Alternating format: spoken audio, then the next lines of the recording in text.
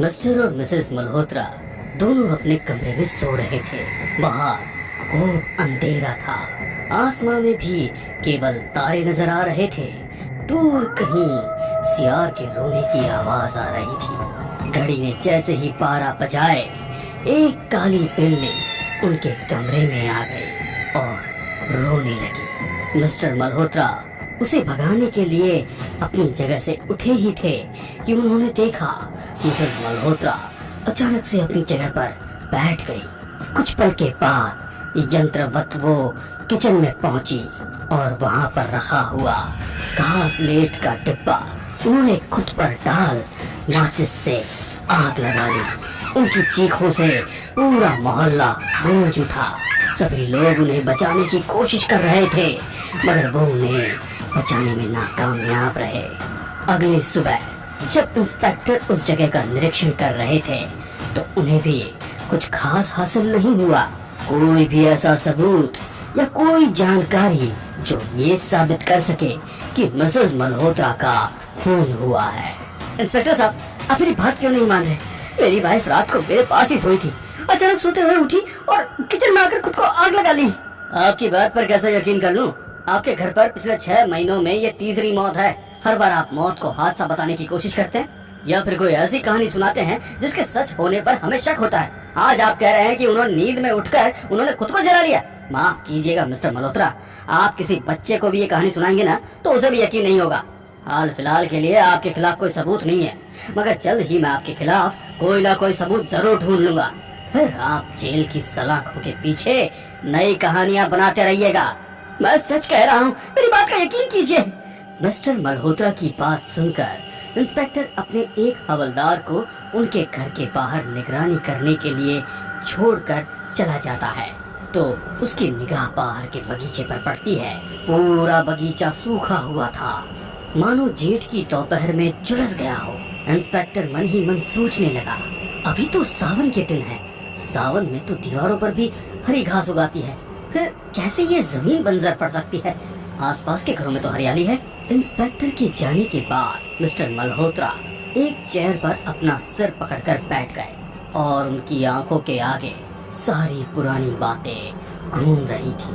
कुछ दिनों पहले ही जब उनका बेटा गांव से आया था तो वो कितने बदले हुए से थे, मानो किसी के इशारों पर चलने वाला रोबोट हो।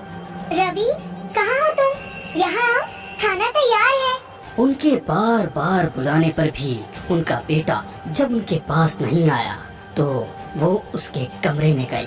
वो गुमसुम सा खोया हुआ बेचैन होकर कमरे में टहल रहा था। उसकी बेचैनी मिसेस मल्होत्रा से देखी नहीं गई और वो उसके करीब पहुंच गई। उसके हाथों को अपने हाथों में लिया तो उसके नाखून बढ़े हुए थे। शरीर एकदम बर्फ की तरह ठंडा था। अचानक बेटे के शरीर का तापमान इतना गिरा हुआ देख उन्होंने कमरे का हीटर चालू किया और उसे हीटर के सामने बिठाया। हीटर के सामने बैठते ही उसका शरीर बुरी तरह से अकड़ने लगा। वो आंखें गोल गोल घुमाता हुआ इधर उधर देख रहा था। अचानक उसने अपनी गर्दन को सीधा करने के लिए झटका किया तो गर्दन लंबी होती चली गई। अपने बेटे की जिराफ जैसी लंबी गर्दन देख उनकी चीख निकल गई। उनकी चीख सुनकर जब पूरा परिवार वहां पर इकट्ठा हुआ तो उसने अचानक ही पास रखी कांच की बोतल को तोड़कर अपने हाथ की नस काट ली।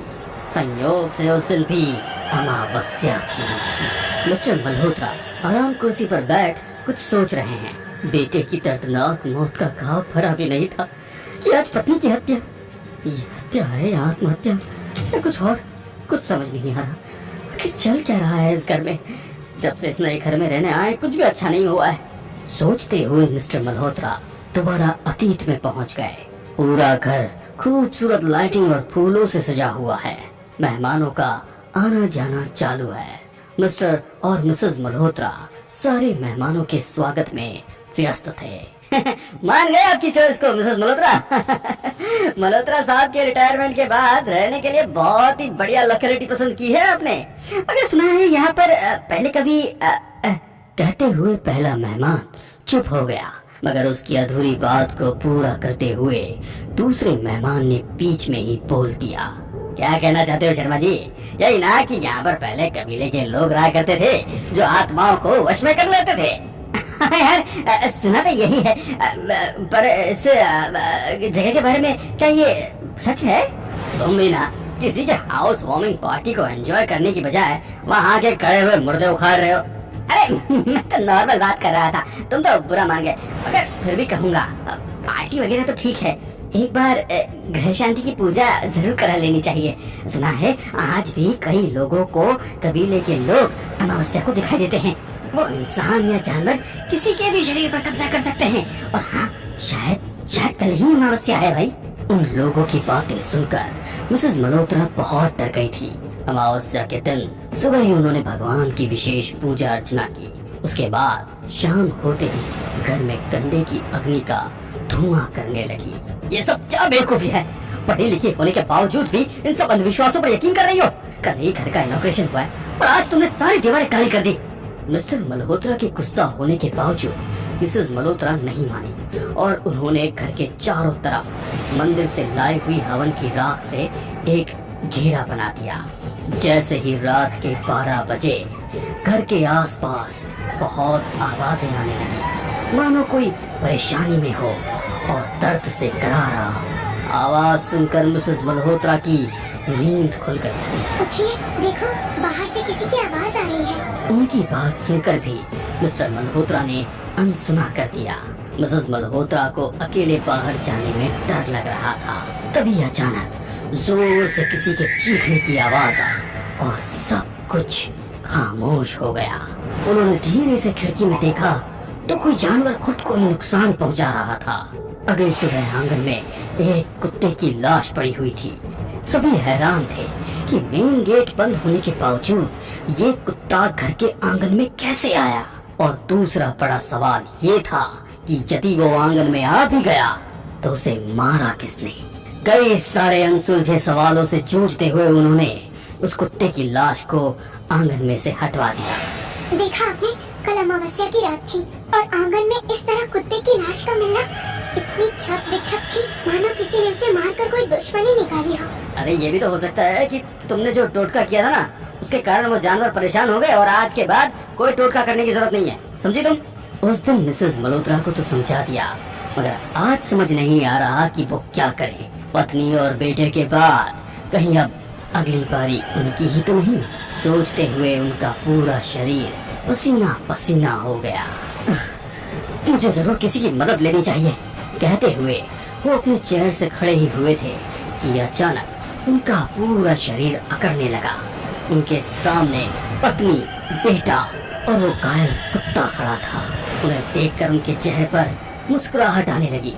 सुनो ना, तुम? हाँ मैं, आ जाओ, आओ मेरे पास, मैं आपके बिना नहीं रह सकती हूँ। उनके बुलाने पर मिस्टर मल्होत्रा आगे बढ़ने लगे। उनके हाथों के नाखून बड़े बड़े हो गए थे, चेहरे पर भी पूरे बंदरों की तरह बाल आ गए थे। हाँ, मैं आ रहा हूँ तुम्हारे पास, मैं भी तुम दोनों के बिना नहीं रह सकता हूँ, कहते हुए वो अपने बड़े नाखूनों से ही खुद का शरीर नोचने लगे। पूरे शरीर से खून बह रहा था। वो कुत्ता जमीन पर टपकने वाला खून पी रहा था। माँ, हम आज क्यों पापा को लेके जा रहे हैं? आज तो अमावस्या भी नहीं है। बेटे की बात सुनकर मिसेस मल्होत्रा जोर जोर से हंसने लगी। सिर्फ अमावस्या ही नहीं, यदि कोई हमारी दुनिया में दखल देने की कोशिश करेगा तो उसे अपनी जिंदगी से हाथ धोना पड़ेगा और अपनी दुनिया को अलविदा कहना होगा।